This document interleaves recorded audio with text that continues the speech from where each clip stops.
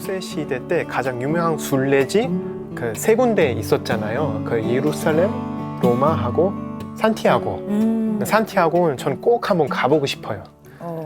네. 중세 때 아무래도 그리스도교 신자들에게는 일생에 한 번 이 세 곳의 성지 순례를 방문하는 것이 큰 꿈이었다고 이제 볼 수가 있겠죠. 그래서 이러한 그리스도교 신자들의 성지 순례에 대한 가장 중요한 요인은 바로 고행과 또 회개를 통해서 다시 한번 하느님 안에서 자신을 발견하는 그런 의미로서 성지 순례를 희망해 왔다고 볼 수가 있겠습니다. 지금처럼 뭔가 어디를 가야 된다고 했을 때 이렇게 어려움이 사실 많지는 않잖아요. 네. 가지 못하는 길에 그 순례길이 있었다라는 이제 좀 그런 상상이 되고요. 또 하나는 순례 시작하고 끝이 기도였을 거 아니에요. 네. 근데 산티아고 순례길을 마치면서 바로 그 마주치는 공간이 바로 성당이라고 하더라고요. 네. 그래서 이제 약 800km의 여정인데요. 피레네 산맥 동쪽에 있는 프랑스 생장에서부터 피레네 산맥을 넘어서 레온을 거쳐서 산티아고까지 800km의 여정인데 이 길을 이제 한 40에서 45일 정도 걷는 여정이 산티아고 순례길이었다고 이제 볼 수가 있습니다. 그리고 이제 그 마지막 도착하는 그곳에 야고보 순교자 성인의 유해가 모셔져 있는 성당이 마지막 종착지에 건립되게 된 계기가 이제 마련됐습니다. 아, 야고보 성인. 예수님의 12제자 중에 가장 먼저 순교하신 그분 맞죠? 맞아요. 네. 교회사 쪽으로는 44년경에 순교하셨다고 하시니까 네. 그리스도가 승천하신 지 한 14년 후에 첫 번째 12제자 중에서 순교자였다고 볼 수 있습니다. 네. 그리고 야고보 성인에 대해서 좀 찾아봤어요. 사실 네, 그 네, 산티아고에 대해서 찾아보기 위해서 이제 성 야고보 성인을 찾아봤는데 성 야고보의 스페인식 발음이 산티아고. 네, 산티아고. 네. 그리고 뭐 샌디에고도 같은 뜻이라고. 네, 네. 네, 영어식 발음으로. 네. 근데 전설에 따르면 야고보 성인이 스페인 북부까지 가서 선교를 하고 네. 그리고 예루살렘에서 순교를 당하셨대요. 네. 그래서 유해가 원래는 예루살렘에 있었는데 제자들이 유해를 수습해서 그 선교를 굉장히 열심히 하셨던 스페인으로 모셔가야겠다라고 네. 하는 도중에 이제 배를 타고 가는데 네. 풍랑을 만나가지고 시신 유해가 사라진 거예요. 네. 근데 그로부터 오랜 세월이 지나고 어느 날 한 수도자가 한밤중에 이렇게 기도를 하면서 들판을 가고 있었는데 별빛이 한 곳을 딱 이렇게 비췄대요. 네. 근데 거길 가봤더니 그 산티아고 네. 야고보 성인의 유해가 거기 딱 있었다고 그런 네. 전설이 내려오더라고요. 네. 발견된 이제 시점이 이제 813년 경이라고 볼 수 있겠죠. 콤포스텔라 들판의 어떤 별빛 그런. 아, 예쁘다. 그러네, 맞아요. 그 산티아고의 순례길은 산티아고 데 콤포스텔라라는 그 지역에 있는데 콤포스텔라라는 게 그 의미가 그 별이 비추는 그 들판이라고 했던 것 같아요. 아까 유럽 하면 들판 그리고 거기 성당 말씀해 주셨는데 또 그런 게 네. 있군요. 그래서 이제 베드로 사도 무덤 위에 바오로 사도 무덤 위에 대성당을 짓는 것처럼 예. 이제 야고보 이 산티아고 대성당도 야고보 사도 무덤 위에 현재 대성당을 짓게 되었다고 볼 수 있습니다. 네. 그렇다면 이제 산티아고 성당이 어떻게 생겼는지 한번 보도록 하겠습니다. 지금 보시는 대성당의 모습은 1740년에 바로 네오고딕 양식으로 지어진 모습입니다. 그런데 그 이전의 성당의 역사를 한번 보도록 하겠습니다. 먼저 산티아고라는 이 지역은 이제 로마 제국이 이베리아 반도를 이렇게 지배했을 때, 식민지로 뒀을 때 이곳에 로마인들의 묘가 있는 영묘였습니다. 그런데 이제 813년 야고보 사도의 유해가 발견되면서 최초 성당은 829년에 저렇게 지어집니다.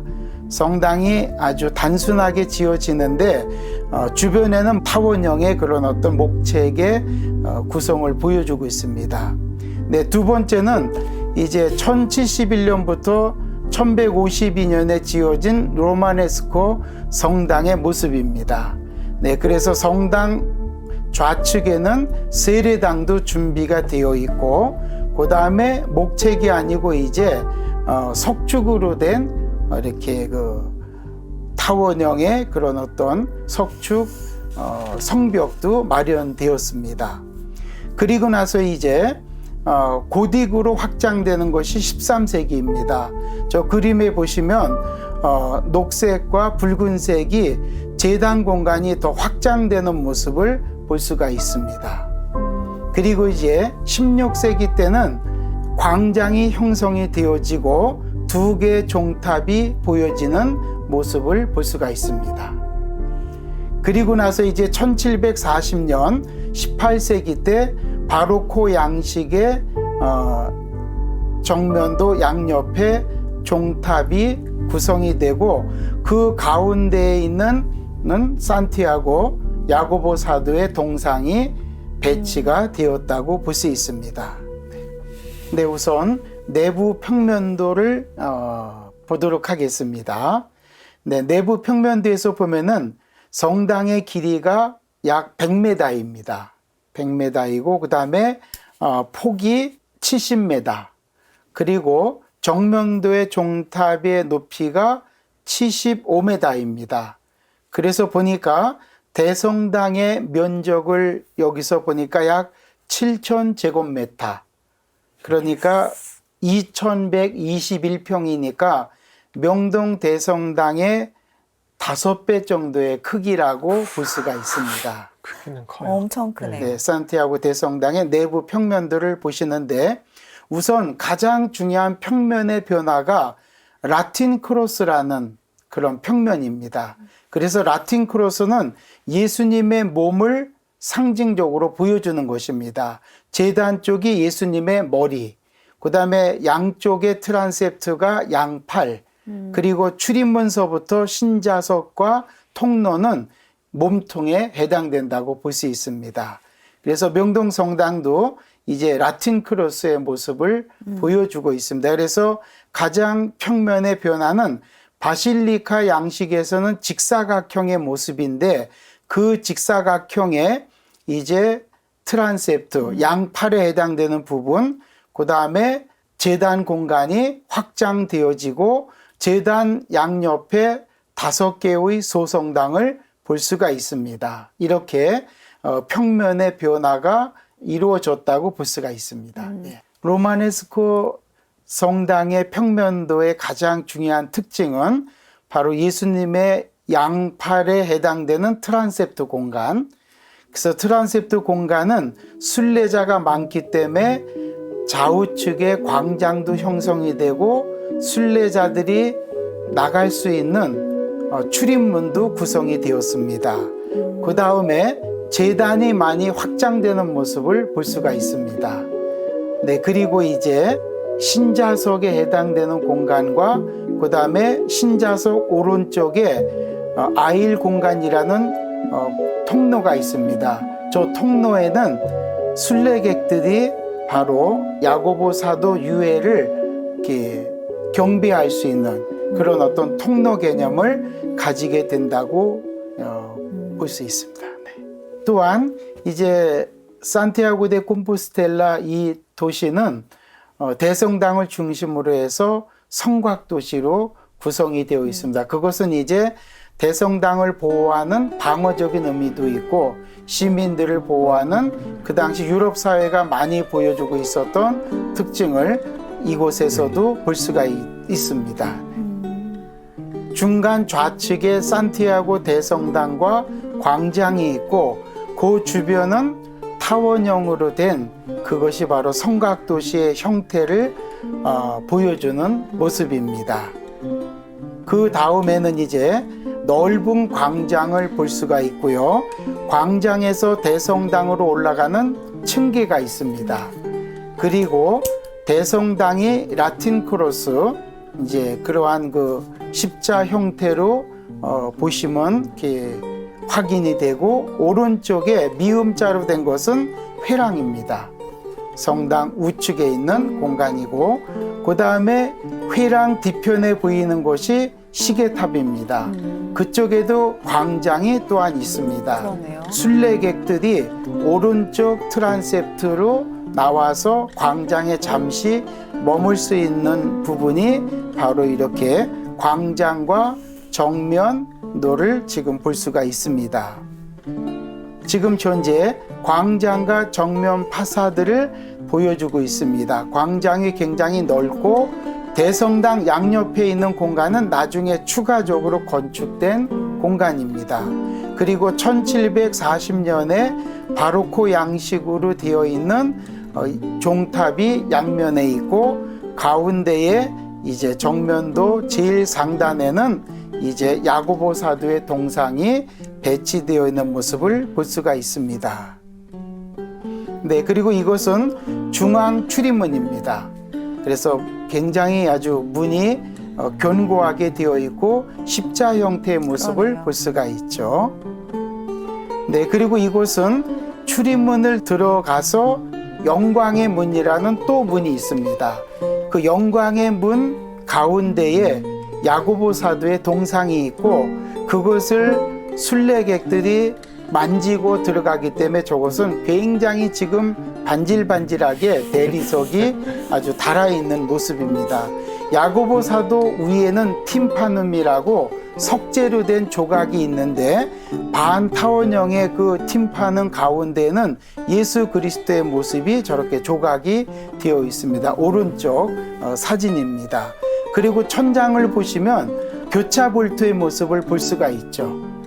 네, 로마네스코 양식의 천장의 특징인 교차볼트, 출입문 양옆에도 기둥의 모습이 상당히 종탑의 높이가 높기 때문에 당연하게 그 옆에 있는 부분들도 상당히 대리석이 두꺼운 어쨌든 이게 하중을 받기 위한 그런 모습을 볼 수가 있습니다. 아, 하중을 받게 튼튼하게 이게 구조가 되어 있다. 네네.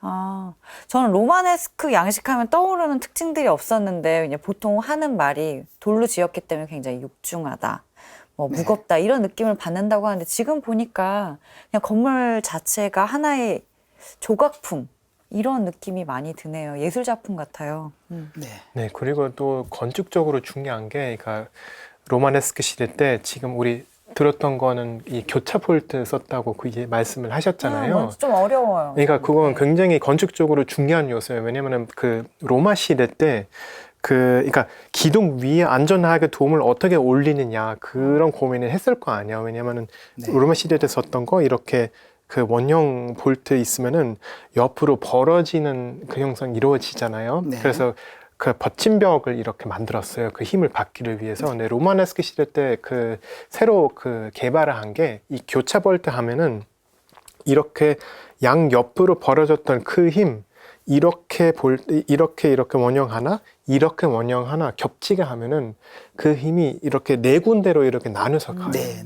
그래서 훨씬 이렇게 막 가벼운 구조로 버팀벽보다 가벼운 걸로 날씬한 구조로 그 힘을 이렇게 잘 받게 네. 만들었다고 생각하시면 돼요. 그러니까 네. 중심 잡기가 굉장히 또 쉬워진 거네요. 네 군데로 힘을 나눴으니까. 그렇죠. 그 힘이 지금 그 분산되기 때문에 그 네.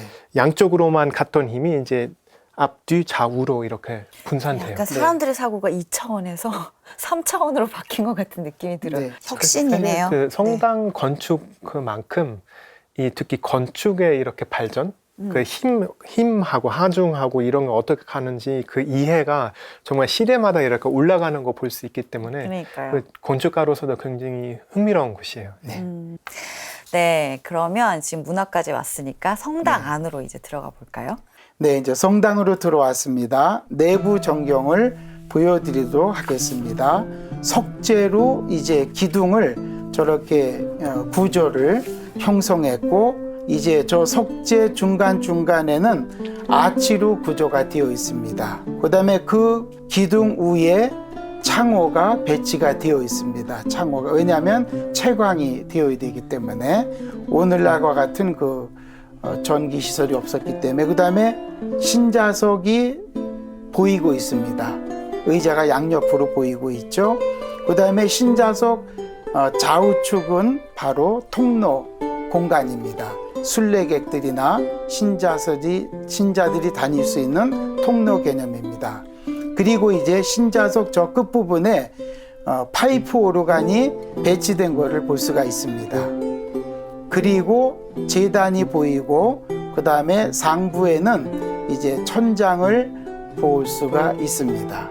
천장의 모습은 반원형의 천장을 지금 우리가 확인할 수 있죠. 1705년에서 9년까지 설치된 바로 신자석 좌우 상단에 있는 파이프 오르간을 찍은 사진입니다. 굉장히 아주 규모가 큰 파이프 오르간이라고 볼 수 있는데 보통 파이프 오르간은 제단 좌우측이나 성당 출입구 상단에 있는데 여기는 아주 특이하게 신자석 끝부분에 이렇게 파이프 오르간이 18세기에 새롭게 배치가 되었습니다. 직접 듣고 싶네요. 저도요. 저렇게 배치됐을 때 다른지 궁금해요. 네, 성당 방문하시면 저 파이프 오르간 소리를 늘 미사 때도 들을 수 있고 예. 그다음에 또 오르간 연주도 하게 되니까 이렇게 들을 수 있게 됩니다. 네, 이곳은 이제 산티아고 대성당의 기둥과 2층 갤러리입니다. 기둥과 기둥 사이에 보시면 로마 건축의 특징인 아치가 보이고 있죠. 그 다음에 2층의 공간은 갤러리라고 하는데 저것도 사실은 신자석입니다. 그런데 보통 많이 이용은 하지 않고 그리고 상단에 이제 반원형의 천장의 모습을 볼 수가 있습니다. 네, 그리고 라틴 크로스에서 예수님의 양팔에 해당되는 트란셉트 공간인데 저 공간이 마련된 것은 원래 제단의 사제들이 굉장히 많이 참석했을 때 자리가 부족하니까 원래 트란셉트 공간에 사제석이 있었습니다. 처음에는. 그런데 이제 신자들이 많이 참석을 하다 보니까 저 트란셉트 공간이 나중에는 이제 신자석과 그리고 성가대석으로 마련됐던 공간입니다. 그리고 이제 순례객들을 위해서 트란셉트 양쪽 공간에 출입문을 새롭게 이렇게 마련했다고 볼 수 있습니다. 그리고 이제 또한 라틴 크로스의 로마네스코 평면은 이제 바실리카의 직사각형과 그 다음에 비잔틴 양식의 도움의 양식 그런 것이 이제 혼합된 면도 여기에서 또 확인해 볼 수가 있겠습니다. 그래서 지금 트란셉트 저 사진에서 본다면은 중앙 교차로가 있죠. 그것이 이제 도움의 형태는 아니지만은 그 평면 구조를 함께 적용하는 부분이었다고 볼 수가 있습니다. 그러면 이제 우리는 신자니까 올라갈 수 없는 그 제단 부분을 한번 신부님께서 설명을 해주시면 좋겠습니다. 네, 그러면 이제 제단과 제대를 보여드리도록 하겠습니다. 앞쪽에 직사각형의 그러한 모습이 제대입니다. 그리고 제대를 4개의 기둥으로서 천상 세계를 상징할 수 있는 그런 발다치노라는 1000개 하늘의 그런 문이라는 그런 뜻으로서 또 이제 해석되는 그 발다치노가 저렇게 구성이 되어 있습니다. 지금 윗부분을 말씀하시는 거예요? 네, 상단의 부분입니다. 답지. 그리고 저 제단 하단에 보면은 산티아고 야고보 사도의 동상이 또 있는데 그것을 순례객들이 올라가서 바로 야고보 사도의 양 어깨를 이렇게 타치하고 만지고 내려올 수 있게 있어요? 거기에 계단이 구성이 되어 있습니다. 네, 그리고 이것은 원래 신자석에 마련되어 있었던 성가대, 바로 이것이 1층 성가대가 복원되어서 지하 박물관에 마련된 공간입니다. 네, 산티아고 대성당의 아주 특징 중에 하나가 대형 향로가 이렇게 준비된 모습입니다. 그래서 보따 푸미에로라는 그런 단어를 사용하고 있는데 순례자들을 위한 축복에 대한 의미가 있고, 또 한 가지는 워낙 순례자가 많다 보니까 그러한 또 냄새가 나기 때문에 그것을 없애는 효과도 동시에 있었다는 내용도 담고 있습니다. 아마 순례자 축복과 위생에 대한 의미도 있고, 그래서 약 80kg의 저런 대형 향로가 어느 대성당에도 없는 아주 특징을 이렇게 보여주고 있습니다. 풍천노숙을 해야 되는 상황이라는 얘기는 들었거든요. 순례길이. 네. 아, 냄새를 가리기 위한 목적도 있었다라고 하니까 네, 당시 냄새 많이 났었나 봐요. 그랬을 것 같아요. 순례객들 워낙에 많고. 아무래도 800km를 걸어온 상황이니까 네. 위생적인 측면도 여기 담겨져 있고, 그다음에 저 향로는 1851년에 설치가 됐습니다.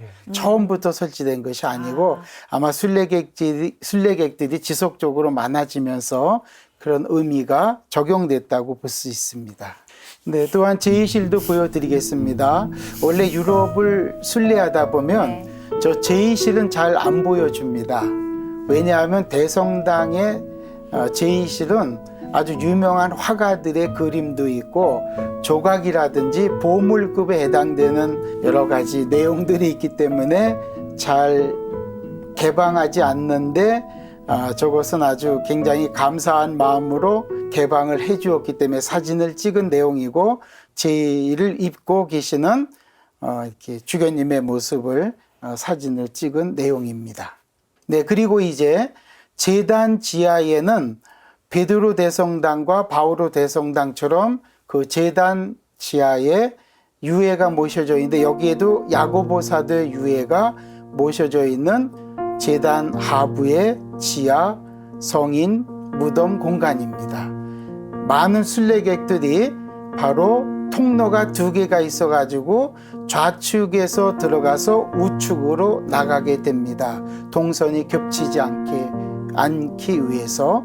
그래서 이제 야고보 사도의 무덤 위에 별의 모양이 보이고 있죠. 네. 별 모양, 바로 산티아고 데 콤포스텔라. 그래서 이제 광야의 네. 별. 그런 의미가 있죠. 그리고 이곳은 이제 저기 표시가 되어 있죠. 트란세프트 우측 공간에 마련된 세례대입니다. 저것은 이제 침수가 아니고 머리에, 이마에 이렇게 세례수를 통해서 세례를 주는 공간이고, 저 벽체에는 또 십자가 모양과 그다음에 여러 또 이렇게 부조들을 볼 수가 있습니다. 저 아래 부분에 있는 것이 바로 그 세례대입니다. 네, 그리고 이것은 성당 우측에 있는 정사각형의 회랑을 이렇게 보여주고 있습니다. 아치와 지붕, 그리고 또한 시계탑이 보이고 있죠. 순례객들을 위한 그런 시계탑. 그 다음에 우측에는 이제 회랑에 있는 교차 볼트, 이런 어떤 천장의 모습을 볼 수가 있습니다. 굉장히 통로가 넓게 되어 있죠. 네. 네, 로마네스크 시기에 성당과 건축물이 약 10,000여 개 정도가 건립됐습니다. 굉장히 많은 로마네스코 양식의 성당이 유럽 전체에 건축되었다고 볼 수 있죠. 그런데 이제 로마네스코 성당을 기능적으로 3가지로 구분해 볼 수 있는데, 이제 순례 성당, 우리가 오늘 보았던 산티아고 대성당, 그리고 수도원 성당, 이것은 클루니 이렇게 수도원의 성당이라고 볼 수 있고, 마지막에 교구의 성당, 이것은 이제 이탈리아 피사의 대성당, 이렇게 기능적으로 3가지 성당의 모습을 확인해 볼 수 있습니다. 네, 작가님, 오늘 우리도 순례자가 돼서 네. 성지를 찾아본 그런 느낌 들지 않으세요?